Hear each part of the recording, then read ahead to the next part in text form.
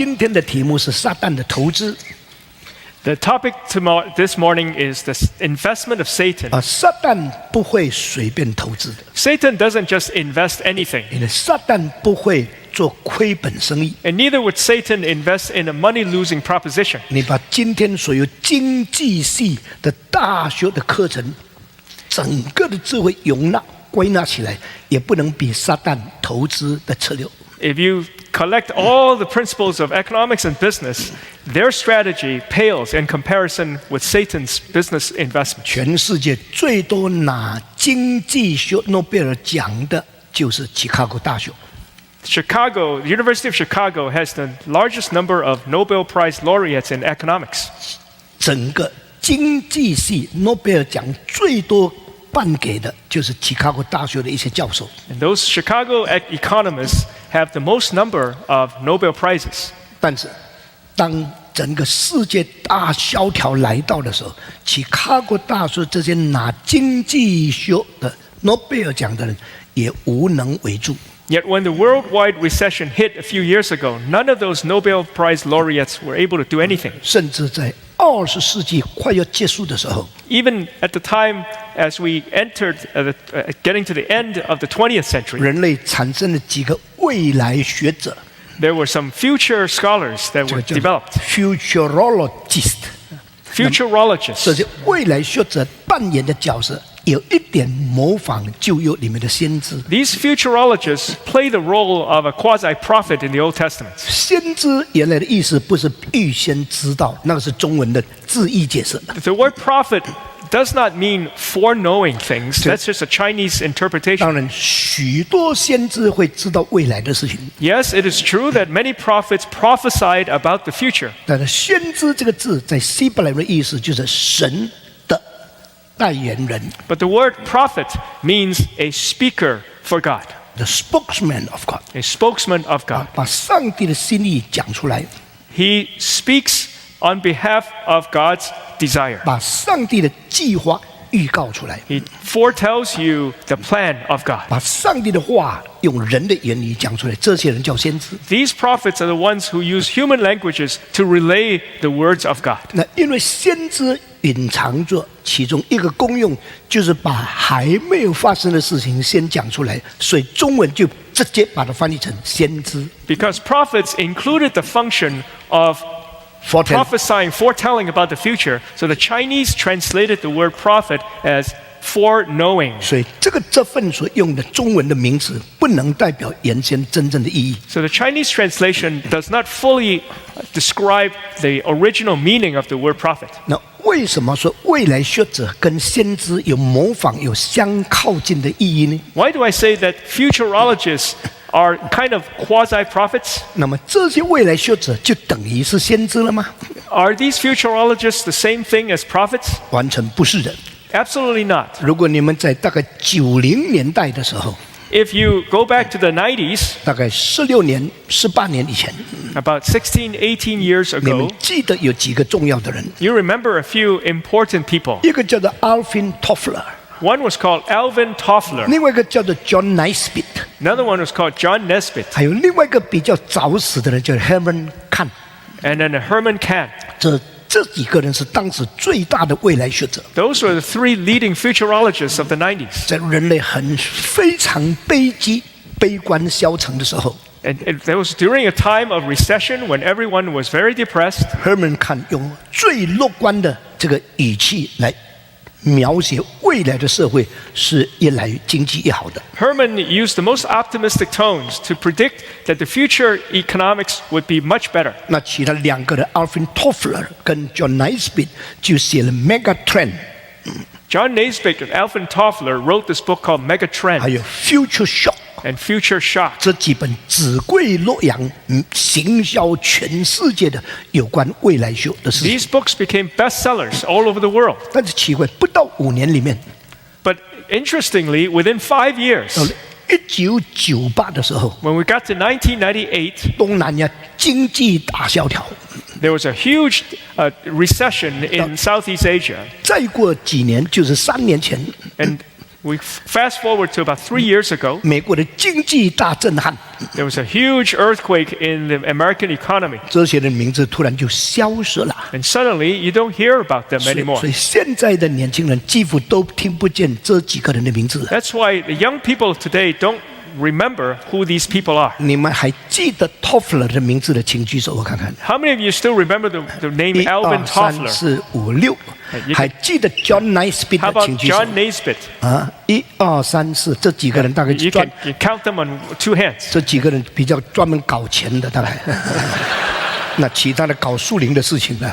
那知道 Herman 看的举手， How many of you heard of Herman Kahn? 只有我一个人， He's the only guy. 所以我是最老的了啊。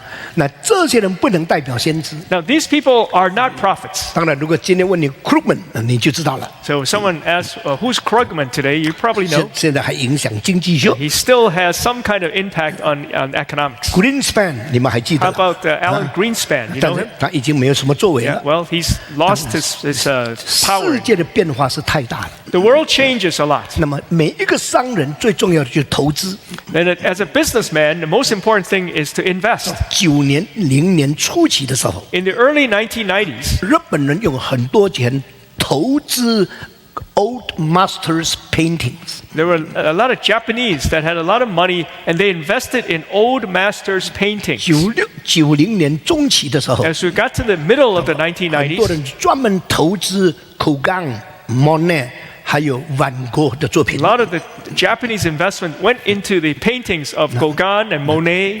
澳洲的 Mr. Bond 用3900万美金买了那个 Iris 那个梵谷的作品。 And an Australian magnate Bond paid a lot of money to buy a Van Gogh painting.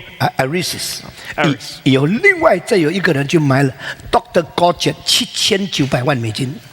And someone paid $79 million for a painting. 所以这些的 Impressionist、Cubism 的这些的作品就变成当时世界最大的投资。 And these impressionistic paintings and cubism paintings became the biggest investment objects 到了 of rich people. 21世纪初期这10年， As we get to the first 10 years of the 21st century, 投资就从西洋的艺术转到中国艺术来了。 the investment focus turned from Western art to Asian 所以 art. 最近这几年， So the last few years, 一个乾隆的一个小瓶子 a small bottle 卖了1.23亿港币 sold for ，123 million。 $120 million. 有在另外一个乾隆的一个瓷器 And a Qianlong vase, 小碗， a very small 卖 bowl, 1.53亿港币。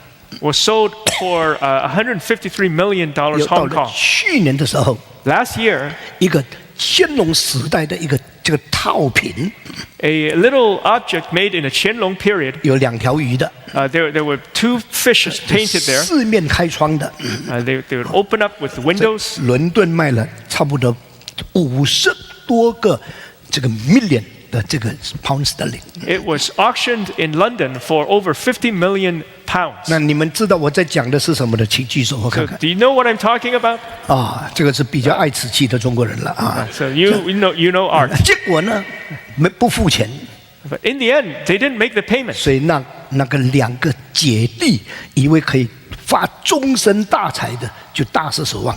And it was a huge disappointment to the sellers who thought that they had it made for 投 the rest of 资 their 的 life. 人的心理是什么呢？ What is the psychology of an investor? 用一些钱 You put out some money 放进一个艺术作品， and you put that money into a work of 或者 art, 放进一个产业， or you put it in some kind of property. 在不久有炒作起来， And as time passes, the value appreciates 赚更多的钱。 and you make more as a result. 所以我对这些投资者我是不大尊重的， So I'm not very respectful of In- investors. 他们的心不在瓷器，不在艺术品，他们的心在自己盈利的这个投机的这种心理。 Because their focus is not on the artwork itself, but on the monetary value of that art. 所以当这些最伟大的艺术品给有钱人买去以后，也就是给他们埋藏起来的时候， So when these great pieces of artwork are purchased by private investors, 除非 they put it aside, they hide it away. 除非他买下以后，